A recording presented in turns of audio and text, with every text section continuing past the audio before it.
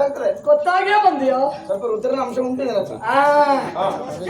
ಹುಡುಗ ಕೊಡ್ತೇನೆ ನಾನು ಈ ಹೊತ್ತಿನಲ್ಲಿ ಪವರವನ್ನು ಕೊಡುವುದಕ್ಕೆ ಬರುವವ ನನ್ನ ಸಮಾನದವ, ನನ್ನ ಪರಾಕ್ರಮಿ ಆಗಿರ್ತಾನೆ. ಯಾಕೆ ನಮ್ಮ ಪ್ರಚಾರ ಬಹಳಷ್ಟು ಉಂಟಿದೆ. ಹಾಗೆ ತಿಳ್ಕೊಂಡಿದ್ಯಾ? ಹಾಗೆ ತಿಳ್ಕೊಂಡದ್ದಲ್ಲ, ಕೇಳಿ ತಿಳಿದವರಿದ್ದೇನೆ. ಹಾಗಾಗಿ ನನ್ನನ್ನು ತೊಡಕುವುದಕ್ಕೆ ನೀ ಬಹಳ ಪ್ರಚಾರದಲ್ಲಿದ್ದೆ. ನಿಮ್ಮೂರಲ್ಲಿ? ನಮ್ಮೂರಲ್ಲ, ಎಲ್ಲ ಬದಿಗೂ ನಮ್ದೇ ಪ್ರಚಾರ. ಇಲ್ಲಿ ಇರ್ಲಿ ಇರ್ಲಿ. ಕೆಲವರು ಊರಲ್ಲಿ ಮಾತ್ರ ಪ್ರಚಾರದಲ್ಲಿ ಇರ್ತಾರೆ, ಕೆಲವರು ಹೊರಗಡೆ ಪ್ರಚಾರದಲ್ಲಿ ಇರ್ತಾರೆ. ನಾವು ಹೇಗೆ ಕೇಳು, ಊರಲ್ಲಿ ಏನು ಪ್ರಚಾರದಲ್ಲಿ ಇರುವುದಿಲ್ಲ. ಆ ಮಟ್ಟಿಗೆ ಅಡ್ಡಿಲ್ಲ, ನಿನ್ನ ಚಲನವನ್ನೆಲ್ಲ ಗಮನಿಸಿದ್ರೆ ನೀ ಎಲ್ಲಾ ಕಡೆಯಲ್ಲೂ ಸ್ವಲ್ಪ ಪ್ರಚಾರ ಮಾಡ್ತಿ. ನಾನು ಹೇಗೆ ಕೇಳು, ನಮ್ಮನೆಯವ್ರು ಹೋಗುವುದಲ್ಲ, ನಮ್ಮ ಊರಿನವ್ರು ಹೋಗಬೇಕು. ಹಾಗೆ ಬೆಳೆಬೇಕೆನ್ನುವ ಹಾಗೆ ಸಿದ್ಧಾಂತವನ್ನು ಮನಸ್ಸಿನಲ್ಲಿ ಇಟ್ಕೊಂಡು ಬೆಳೆದವ. ಒಳ್ಳೇದು. ಈ ಹೊತ್ತು ನೀನು ದುರಕ್ಕೆ ಬಂದಿದ್ದಿ ಸಣ್ಣವ ಹೊರಡುವಾಗ ನೀನಲ್ಲ ಇಷ್ಟು ಬೇಗನೆ ನಮ್ಮಂತವ್ರ ಎದುರಿಗೆ ಬಂದು ಸಾಯೋದು ಬೇಡ. ಮಗು ಸಣ್ಣ ಮಕ್ಕಳು ಯುದ್ಧಕ್ಕೆ ಬರಬಾರ್ದು ಅಂತ ಉಂಟಾ? ಬರಬಾರ್ದು ಎನ್ನುವುದಾಗಿಲ್ಲ. ಯುದ್ಧ ಎನ್ನುವುದು ಇಷ್ಟೇ ವರ್ಷಕ್ಕೆ ಬರಬೇಕು ಅಂತ ನಿಯಮ ಏನಾದ್ರೂ ಉಂಟಾ? ಹಾಗೇನಿಲ್ಲ. ದೊಡ್ಡ ದೊಡ್ಡ ಸಾಧನೆ ಮಾಡ್ಲಿಕ್ಕೆ ಕೇಳಿಲ್ವಾ? ಕೇಳ್ತೇನೆ. ಬಹಳ ಓದಿದವ, ಎಲ್ಲ ತಿಳ್ಕೊಂಡವ, ತಿಳ್ಕೊಂಡಿದ್ದೇನೆ. ಗೊತ್ತಿರ್ಬಹುದು. ಗೊತ್ತುಂಟಪ್ಪ. ಮತ್ತೆ ಹಾಗಂತ ನಿನ್ನ ಸಾಹಸ ಸಿರಿ ನಮಗಿಂತಲೂ ಕಡಿಮೆ ಎನ್ನುವುದು ನಮ್ಮ ಮನೋಭಾವನೆ. ಒಂದು ರೀತಿ ಗಿಣಿಯಾದ ನೀನು ಗಿಡುಗನ ಹತ್ತಿರ ಬಂದ್ರೆ ಗಿಣಿ ಪರಿಸ್ಥಿತಿ ಏನಾದೀತು ಅಂದ್ರೆ ಈಗ ನಾನು ಗಿಣಿ, ಗಿಡುಗ, ಕೀಟೋಕ. ಇನ್ನು ನಾನು ಪಣಿಯಾದರೆ ನೀನು ಇಲಿ, ಇಲಿ ಮರಿ, ಹಾವು, ಇಲಿ. ಹಾಗಾಗಿ ಹೇಳುವುದು ಹೊಸಿದ ಹೆಪ್ಪುಲಿ ನಾನು ಮಿಕ್ಕವನ್ನು ಹೊಸಿದ ಹೆಪ್ಪುಲಿಯ ಬಳಿಗೆ ಬಂದ್ರೆ ಹಬ್ಬ ಹಬ್ಬಿಸ್ತದೆ, ತಿನ್ನುತ್ತದೆ. ಹಾಗಾಗಿ ಹೇಳುವುದು ನಿನಗಿದು ತರವಲ್ಲ. ಒಂದೇ ದಾರಿಗೆ ಸುಂಕೆಯನ್ನು ನಾವು ಹೋದ್ರೆ ಒಲಿತು ಹುಡುಗ ನಮ್ಮಂತರೊಡನೆ ಹೋರಾಡಬೇಕು ಅಂತಾದ್ರೆ ಇನ್ನೊಂದು 4 ವರ್ಷ ಏನಾದ್ರೂ ಈ ಶಸ್ತ್ರಾಭ್ಯಾಸ ಇದೆಲ್ಲ ಕಲಿತು ಬಂದ್ರೆ ಏನಾದ್ರೂ ಪ್ರಯೋಜನ ಆದೀತು. ಹಾಗಂತ ಈ ಹೊತ್ತು ನಮ್ಮ ಎದುರಿಗೆ ಬಂದ್ರೆ ಉಣ್ಣಲ್ಲಿ ಮಣ್ಣಾಗ್ತಿ ಎಚ್ಚರ. ಕಲಿತಾ ಇದ್ದೀನಿ, ವಯಸ್ಸಾಗಿ ಹೋಗುದಿಲ್ಲ. ಯಾರಿಗೆ? ನಮ್ಮ ಕಲಿತಷ್ಟು ನೀನು ಕಲಿತಷ್ಟು ನನಗೆ ವಯಸ್ಸಾಗುವುದಿಲ್ಲ. ನನಗೆ ವಯಸ್ಸಾದ್ರು ನಮ್ಮ ಹತ್ತು ಕಲಿತಾ ಇದ್ರೆ ನಿನಗೆ ವರ್ಷ ಹೆಚ್ಚಾಗುದಿಲ್ವ? ನಿನ್ನಲ್ಲಿ ಹೋರಾಟಕ್ಕೆ ಬಂದ್ರೆ ಆ ಮುದುಕರನ್ನು ಸೋಲಿಸಂತ ಆಗುದಿಲ್ಲ. ಮುದುಕರಾದ್ರೂ ಅಷ್ಟು ಬೇಗ ಸಾಯುವುದಿಲ್ಲ, ಗೊತ್ತುಂಟ ನಿನಗೆ? ಸಾಯಿಸ್ಬೇಕಂತ ಹೇಳಿದಲ್ಲ ನೀ, ಹಾಗೆಲ್ಲ ಸಾಯ್ಲಿಕ್ಕೆ ಗೊತ್ತುಂಟು ನನಗೆ. ಹೌದೌದು. ಬೆತ್ತ ತಿನ್ನು ಮಾತೆ ಆಡ್ಬೇಡ ಬರೀ.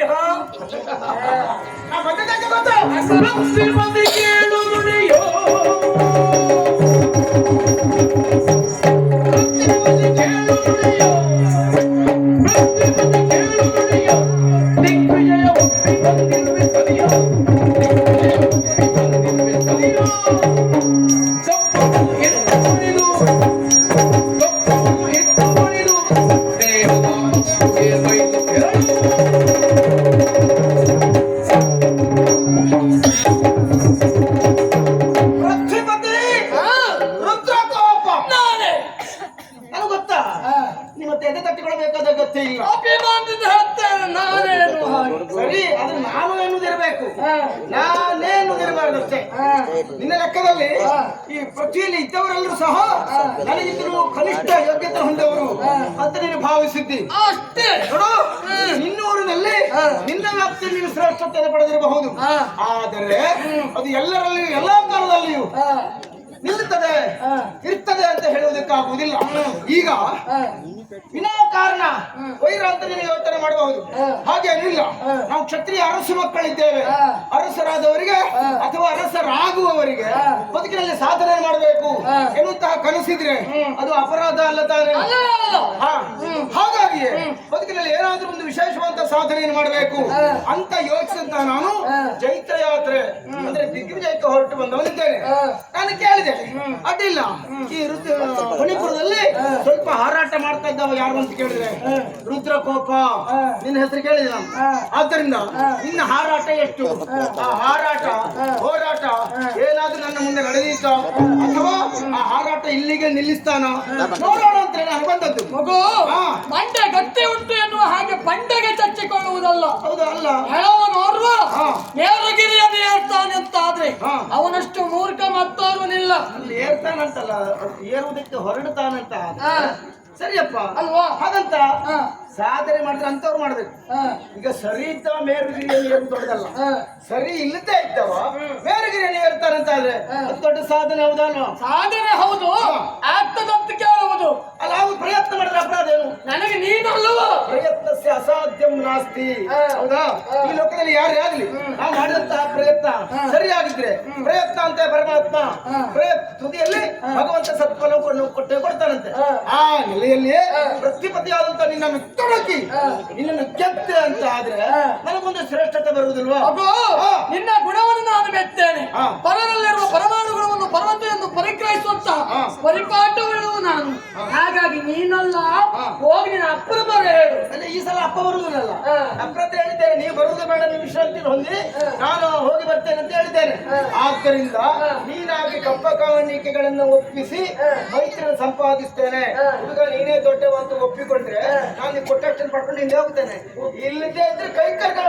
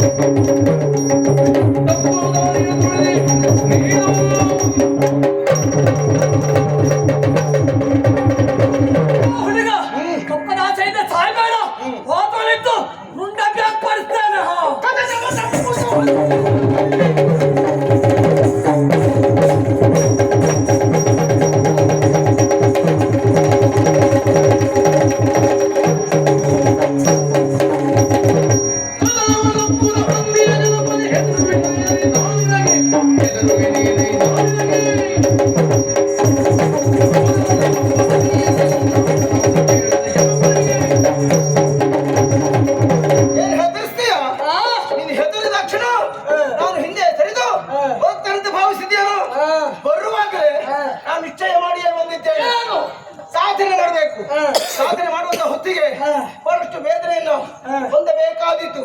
ಅದಕ್ಕಾಗಿ ಮುಂದೆ ಅಡಿ ಇಟ್ಟ ಮೇಲೆ ಮತ್ತೆ ಹಿಂದೆ ಸರಿ ಪ್ರಶ್ನೆ ಇಲ್ಲವೇ ಇಲ್ಲ. ಕಾಲಿಡುವ ಮುನ್ನ ಕಣ್ಣಿಟ್ಟು ಯೋಚಿಸಬೇಕು ಮಗು. ಅದಕ್ಕಾಗಿ ಬಂದದ್ದಲ್ಲ, ಯೋಚನೆ ಮಾಡಿ ಬಂದದ್ದು. ಯೋಚನೆ ಮಾಡಿ ಬಂದದ್ದಲ್ಲ, ಇವತ್ತು ಸಾಹಿತ್ಯನೇ ಯೋಚನೆ ಮಾಡದೆ ಮುಂದೆ ಬರ್ಲಿಕ್ಕೆ ನೀನು ತಿಳ್ಕೊಂಡೆ.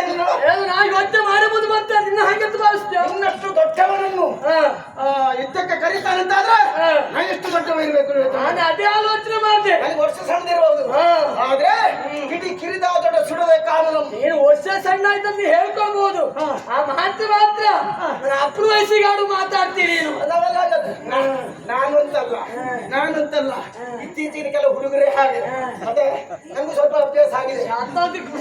ಮತ್ತೆ ನಿನ್ನೆದುರಿಗೆ ಬಂದಾಗ ಅಷ್ಟು ಮಾಡದೆ ಇದ್ರೆ ಮತ್ತೆ ನಾ ಏನು ಅಲ್ಲ ನೀನೋ ನಾನು ನೋಡೋಣ. ನೀನು ನಾನು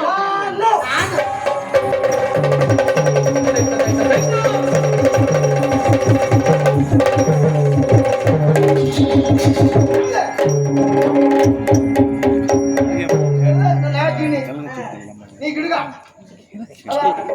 ನೀನು ಪಣಿ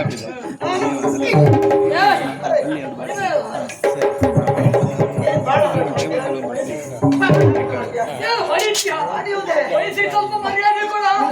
ನನ್ನ ಹೊಡಿತೆ ಬೇಡ ಅಂತ ಹೇಳಿದೆ. ನೋಡು ನಾನು ಬಂದಾಗ ಅಡ್ಡಿಲ್ಲ ಹುಡುಗ ನೀ ಬೆಳೆಯುವ ಹಂತದಲ್ಲಿದ್ದಿ ನಿನ್ನಂತವ್ರು ಮುಂದೆ ಬರಬೇಕು ಎನ್ನುವ ಹಾಗೆ ಹೇಳಿ ಕಪ್ಪ ಕಾಣಿ ಮಾಡ್ಕೊಡ್ಬೇಕು ಅಂತಿಲ್ಲ ಸ್ವಲ್ಪ ಒಪ್ಪಿಸಲು ಸಾಕಿತ್ತು. ಹೇಳಿ ಕಳಿಸ್ತಿದ್ದೆ, ಆದ್ರೆ ನಮ್ಮವರೆಲ್ಲ ನನ್ನನ್ನು ಏನೋ ಅಂತ ತಿಳ್ಕೊಂಡಿದ್ರು. ಹಾಗಾಗಿ ಇಷ್ಟು ಮಾಡ್ಲಿಲ್ಲ ಅಂತ ಹೇಳಿದ್ರೆ ಮತ್ತೆ ಆ ಹುಡುಗನ ಎದುರಿಗೆ ಸೋತಂತಾಗುದಿಲ್ವೋ? ಹಾರಾಟ ಮಾಡುವುದೇ ಬದುಕಲ್ಲ. ಬದುಕಿನಲ್ಲಿ ಕಡಿಮೆ ಬಂಡವಾಳದಲ್ಲಿ ಹೆಚ್ಚು ಲಾಭ ಪಡೆಯುವ ಯಾರೋ ಅವನು ನಿಜವಾಗಿ ವ್ಯಾಪಾರ ಸೊತ್ತಾಗ್ತದೆ. ನೋಡಿ ಹಾಗೆ ಕಾಣಿಸ್ತದೆ, ಬಹುಶಃ ಕಡಿಮೆ ಬಂಡವಾಳದಲ್ಲೇ ಹೆಚ್ಚು ಬೇಳೆ ಬೇಯಿಸುವ ಹಾಗೆ ಒಳ್ಳೆ ವ್ಯಾಪಾರಿಯ ಲಕ್ಷಣವೇ ಹಾಗೆ. ಮತ್ತೆ ದೊಡ್ಡ ಬಂಡವಾಳ ಸುರಿದು ನಷ್ಟ ಮಾಡ್ಕೊಳ್ಳಿಕ್ಕೆ ಅಂತ ತಲೆಹಾಳಾಗಿದ್ಯಾ? ಎಂತದು ತಪ್ಪಾಯ್ತು. ಇನ್ನು ಈ ರೀತಿಯಾಗಿ ನೀವು ಮತ್ತೊಂದು ಮಾಡುವುದಿಲ್ಲ. ಯಾರು ಬಂದ್ರು ನನಗಿಂತ ಅವ ಸಣ್ಣವ ತಿಳ್ಕೊಳ್ಳಿಕ್ಕಿಲ್ಲ ನೀನು. ನನಗಿಂತ ಕಿರಿಯರಿಲ್ಲ, ಬರುವವರೆಲ್ಲ ದೊಡ್ಡವರು. ನನಗಿಂತ ದೊಡ್ಡವರು ತಿಳ್ಕೊಳ್ಬೇಕು. ಆಯ್ತು, ವರ್ಷ ಹೆಚ್ಚಾದ್ರು ಯಾಕೆ ನಿನಗೆ ನಿನಗೆ ವರ್ಷ ಹೆಚ್ಚಾದ್ರು ಬರುವವರು ನಿನಗಿಂತ ಕಿರಿಯರಾದ್ರು ಸಹ ನನಗಿಂತ ಅವರು ದೊಡ್ಡವರು ಎನ್ನುವ ಭಾವನೆ ಇದ್ರೆ ಬದುಕುತ್ತೆ. ವರ್ಷ ಪ್ರತಿ ನೀನು ಕೊಡು ಕಪ್ಪ ಕೊಡ್ತೇನೆ, ಸ್ವಲ್ಪ ಆದ್ರೂ ಮರ್ಯಾದೆ ಕೊಡ. ಯಾರಿಗೆ? ವಯಸ್ಸಲ್ಲಿ ಹಿರಿಯ ಪುಣ್ಯಾತ್ಮ. ಅಲ್ಲ, ನಾನು ಅದಕ್ಕಾಗಿಯೇ ಮೊದಲು ಕೇಳಿದ್ದು. ನೀನು ಹಿರಿಯವ ಎಂಬ ಕಾರಣಕ್ಕಾಗಿಯೇ ಕಪ್ಪ ಕಾಣಿಕೆಗಳನ್ನು ಒಪ್ಪಿಸು ಅಂತ ಹೇಳಿದೆ. ಇಲ್ಲಿ ಹಾರಾಟ ಹೆಚ್ಚಾಯ್ತು. ನೀನು ನಿಜವಾಗಿ ನಾನೇ ಹೆಚ್ಚು ಹಾರಾಟ ಮಾಡ್ಬೇಕಿತ್ತು, ನೀನೇ ಹೆಚ್ಚು ಹಾರಾಟ ಮಾಡಿದ್ಯಲ್ವ? ಅದೇ ಅಳತೆಗೆ ನೀರು ಹಾರಾಟ ಮಾಡಿದ್ರೆ ಹೀಗಾಗುವುದು. ಹೀಗಾಗುವುದು. ನಾವು ಎಲ್ಲಿ ಹೋದ್ರೆ ಹಾರಾಟ ಚೀರಾಟ ಬಿಡುವುದಿಲ್ಲ. ಹಾರಾಟ ಮಾಡುದು ಚೀರಾಟ. ಆಯ್ತಾ, ಮುಖ್ಯ ಮಾತೊಂದು ಬಿಡುವ.